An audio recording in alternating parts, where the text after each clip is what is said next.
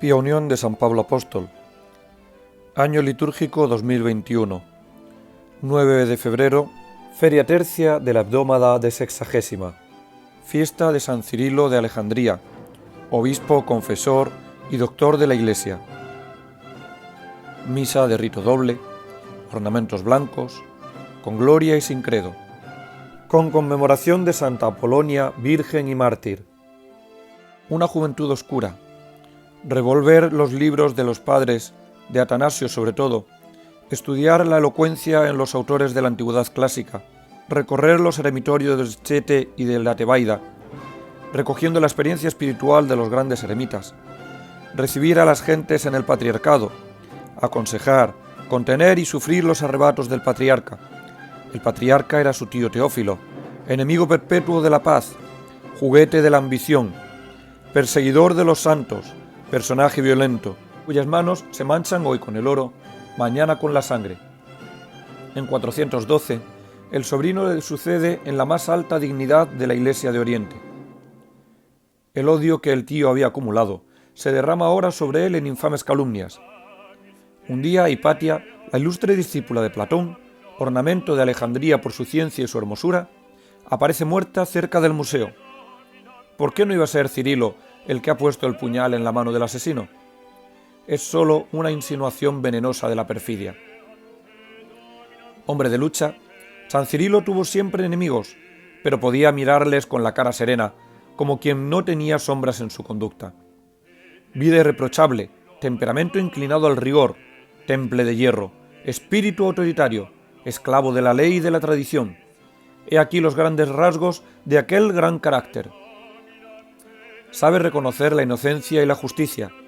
Un día había asistido a aquel bochornoso conciliábulo de la Encina donde su tío depuso a San Juan Crisóstomo. No obstante, ahora reconoce su falta e incluye el nombre del Crisóstomo en los dípticos de la Iglesia alejandrina. Es tal vez vehemente y apasionado con exceso.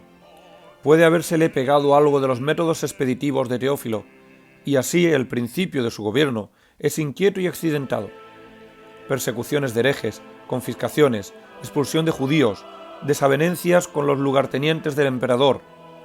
Cada año, como antes había hecho San Atanasio, Cirilo envía a los pueblos de Egipto una homilía pascual, donde se ven cada vez más vigorosos los rasgos de su fisonomía literaria.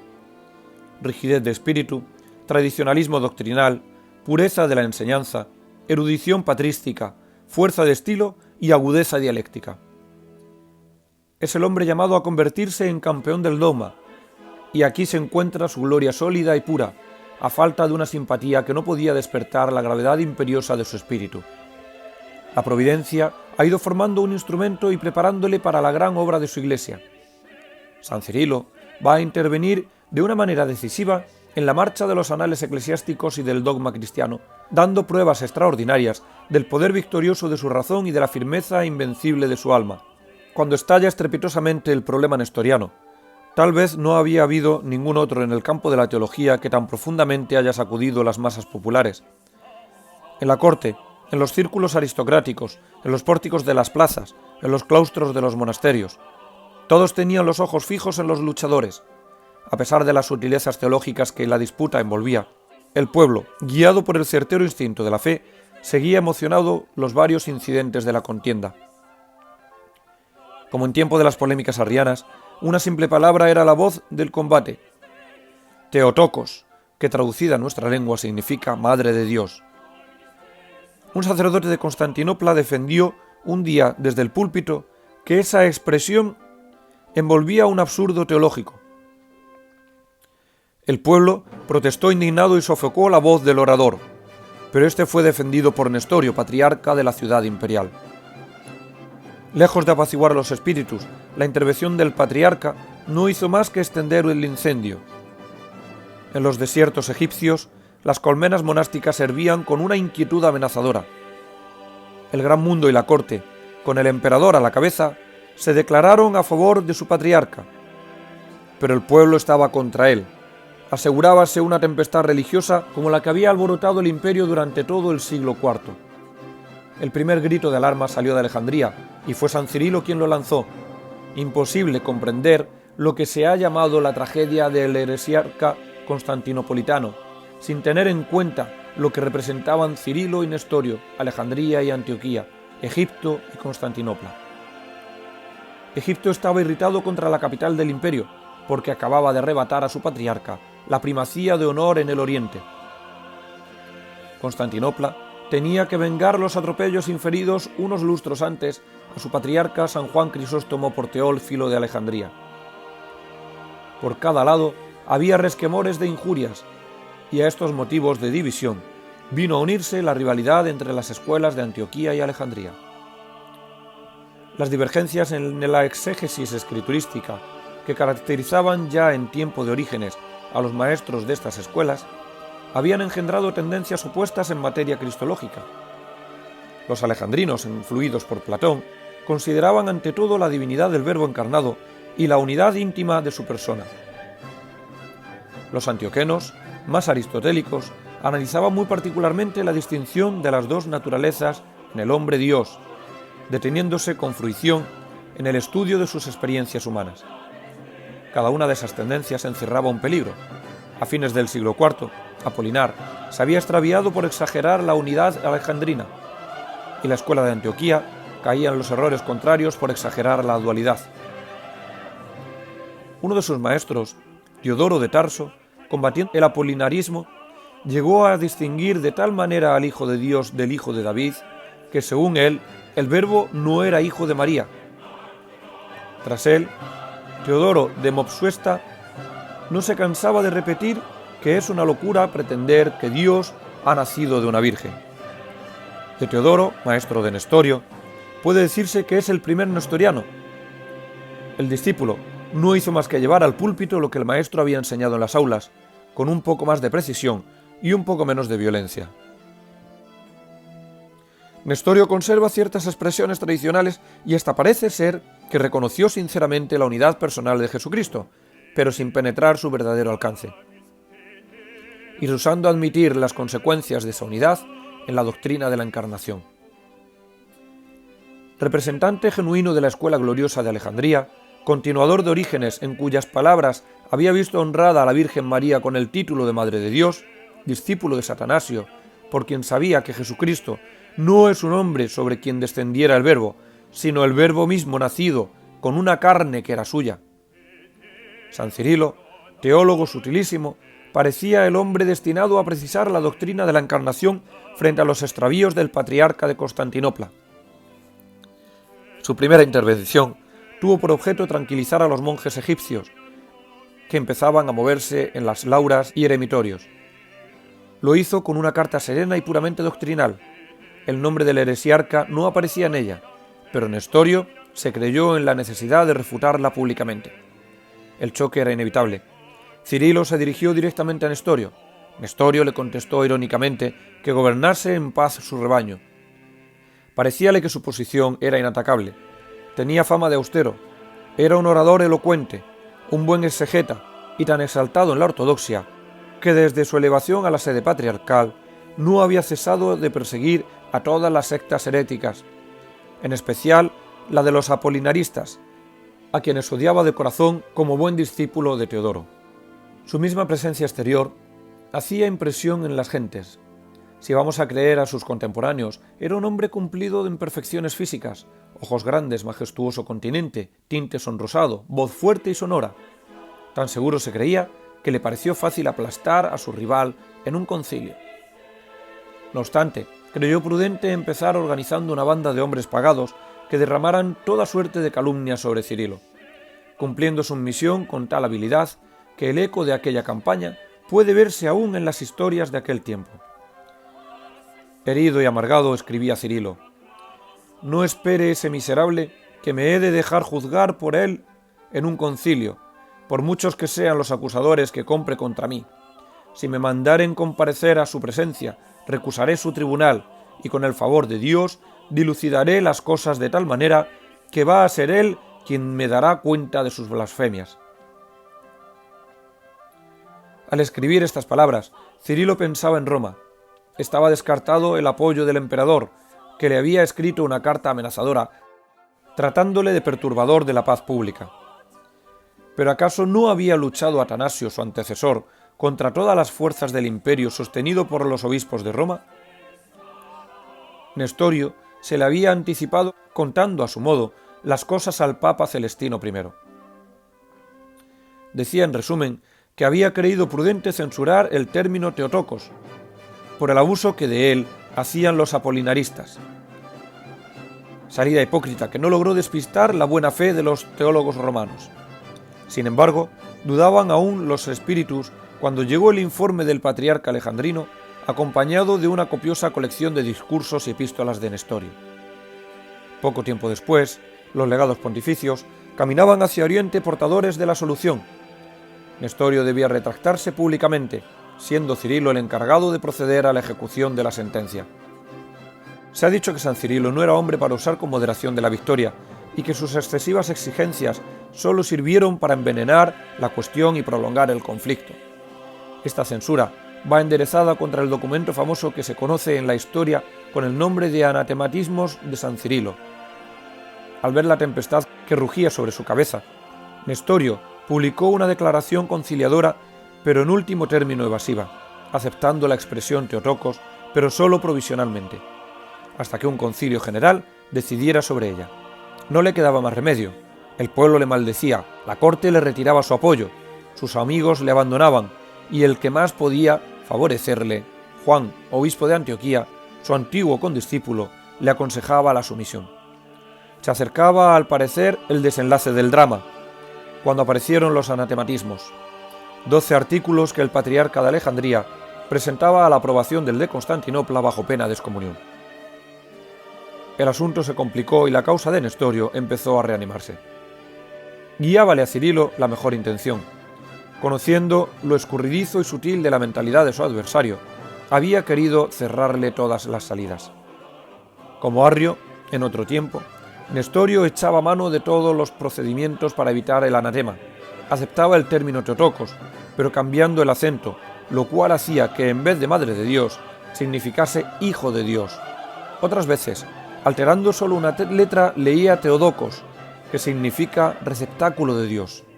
Reproducíase la contienda de Lomusios y Homoiusios, y San Cirilo hacía bien al salir al paso de todas estas sutilezas y puerilidades.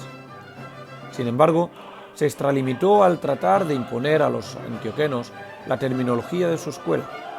Hoy, la expresión unión hipostática, imaginada por San Cirilo, nos parece un gran acierto teológico, pero la palabra hipóstasis significaba para los maestros de Antioquía más bien la naturaleza que la persona, y por eso no podían admitir el segundo anatematismo, según el cual la divinidad y la humanidad se habían juntado en Cristo hipostáticamente.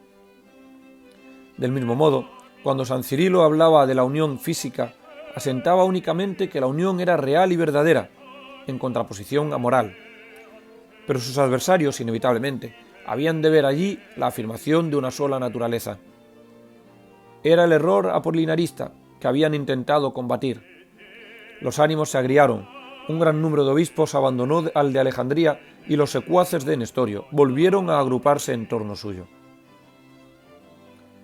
Como único recurso, quedaba el concilio general, le había pedido Nestorio y Cirilo le aceptó de buena gana. El Papa nombró sus legados y el emperador le convocó para el mes de junio del año 431 en la ciudad de Éfeso. Los dos protagonistas fueron los primeros en acudir, llevando cada uno más de un centenar de obispos. Faltaba el patriarca de Antioquía, con los sirios, sus diocesanos.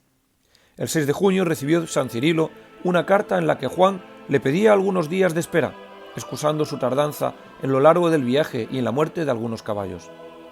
San Cirilo esperó 2 semanas, enviando entre tanto a Nestorio algunos obispos para reducirle nuevamente a la verdad. El heresiarca, más obstinado que nunca, contestaba amenazador, profiriendo los despropósitos más contradictorios. Es difícil explicarse la psicología de Nestorio en esos momentos para él decisivos, y lo más sencillo es representárnosle como éfele, como una especie de charlatán que casi sin darse cuenta pasa de un extremo al contrario, de la ortodoxia a la herejía. Después de todo, declaraba, estoy conforme en confesar que María es Madre de Dios siempre que no se dé a estas palabras un sentido apolinarista. Pero obligado a declararse más a fondo, añadía: «Nunca reconoceré como Dios a un niño que ahora tiene 2 meses y luego 3». Viendo que sus esfuerzos eran inútiles, San Cirilo se decidió a orar severamente. Juan no acababa de llegar, pero había llegado una carta suya en la cual exhortaba a obrar en justicia sin preocuparse de él. Sin duda, pensó San Cirilo, no quiere asistir a la humillación de su amigo. Pero los planes del sirio eran menos inocentes. El 22 de junio los obispos se reunieron en la Basílica de Santa María. Nestorio, invitado reiteradamente a tomar parte en las deliberaciones, respondió la primera vez que lo pensaría, la segunda que iría cuando se reunieran todos los obispos, y la tercera vez la delegación del concilio fue brutalmente arrojada de su casa por la guardia imperial que le escoltaba. Contaba el patriarca con la intervención del emperador para impedir la celebración de la asamblea, y efectivamente, al comenzar la primera sesión, presentóse el jefe de la guardia intimando a los obispos la orden de dispersarse. Los partidarios de Nestorio obedecieron, pero la inmensa mayoría continuó impertérrita en sus puestos. Discutióse escrupulosamente el problema durante un largo día de junio y ya anochecía cuando se dio la sentencia, condenando, deponiendo y excomulgando a Nestorio. Al conocer la noticia, el pueblo de Éfeso, que había guardado desde la mañana en torno a la basílica, prorrumpió en gritos de alegría. Los obispos fueron aclamados y escoltados hasta sus moradas con turíbulos y hachas encendidas, y toda la ciudad se vistió de fiesta. Los gritos y las luminarias, los inciensos y los regocijos duraron toda la noche. El sentido del pueblo cristiano comprendía que aquello significaba el triunfo de Santa María sobre la serpiente. Sin embargo, la lucha no estaba terminada. Meditando venganza, Nestorio intrigaba con sus amigos en la corte. Estaba ciego de cólera. El concilio le había calificado de impío y al comunicarle la sentencia se le había comparado con Judas. Confiaba en el patriarca de Antioquía y viose que no había echado mal sus cálculos cuando 3 días más tarde llegó Juan con sus sufragáneos. El juego estaba premeditado. Sin sacudirse el polvo del camino, Juan reunió a los suyos y a los de Nestorio y sin citación ni discusión depuso a Cirilo. Afortunadamente, el día 29 llegaron los legados del Papa, que suscribieron cuanto se había hecho contra Nestorio y el nestorianismo. El emperador Teodosio II, convencido al fin de la sinrazón de su patriarca, confirmó la deposición y le relegó a los últimos confines del imperio. Juan de Antioquía cedió también después de una larga resistencia, pero no sin exigir condiciones. Cirilo renunció a su terminología y él aceptó el fondo de la doctrina suscribiendo la condenación de Nestorio. Con su mirada de águila, el patriarca de Alejandría se dio cuenta del cisma inminente y con su moderación y prudencia conjuró el peligro. No quiso retractar los anatematismos, pero se guardó bien de imponer sus fórmulas a los disidentes. Así terminó aquel pleito famoso, la trascendencia fundamental en la historia del cristianismo y en el proceso del dogma. El problema era tan sutil que muchos, no acertando a comprenderle, se pusieron de parte del heresiarca.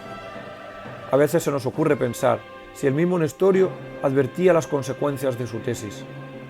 No han faltado en nuestros días quienes han intentado su rehabilitación afirmando que expresó torpemente un sentir ortodoxo. Es una falta de buena fe o un desconocimiento del problema. Entre Juan y Cirilo todo se reducía a una cuestión de palabras, pero en las afirmaciones de Nestorio era el dogma el que estaba interesado. Bastardeada la idea de la encarnación, quedaba destruida la economía de la redención. Aquí radicaba el argumento inconmovible de Cirilo. Aunque el pueblo cristiano vio más bien la injuria que se hacía a su devoción mariana. ¿Dónde apoyaría su confianza la Virgen si se negaba a la maternidad divina, fundamento de todos los privilegios y excelencias de Santa María? Después del triunfo, San Cirilo se consagró a exponer y completar su doctrina, a contener, con menoscabo de su popularidad, los fermentos monofisistas de su partido y a explicar las Sagradas Escrituras al pueblo alejandrino. Su interpretación es siempre mística y espiritual, como podía esperarse de un discípulo de Orígenes. La ley mosaica ha sido abrogada en cuanto a la letra, pero no en cuanto al espíritu. Al mismo tiempo se esforzaba por desarraigar los últimos retoños del paganismo, refutando los libros de Juliano el Apóstata, que aún hallaban ambiente entre los discípulos de Porfirio y de Celso. Defensor acérrimo de la ortodoxia, es también uno de los más ilustres expositores. Teólogo profundo, exegeta ingenioso, vigoroso polemista. Es el más dogmático y el más escolástico de todos los padres, y también el más tradicional. Él pone fin a las controversias trinitarias, aunque su actividad se desenvuelve sobre todo en el campo de la cristología. No obstante, ha hablado también magníficamente sobre la redención, la acción del Espíritu Santo en las almas, el bautismo y la Eucaristía. Defensor del dogma de la Encarnación y de la maternidad divina de María, puede llamársele también doctor de la gracia santificante. Y habiendo cumplido su misión, voló al cielo en el año 444. Defendamos con denuedo las gloriosas prerrogativas de nuestra Madre del Cielo, de la Santísima Virgen María, Madre de Dios, Theotokos, seguros de que con ello trabajamos también por la honra de su Hijo y sabiendo que sus devotos tienen segura la vida eterna. Qui lucidant me, vitam aeternam habebunt. Imitemos a San Cirilo de Alejandría en su celo por defender la verdadera fe.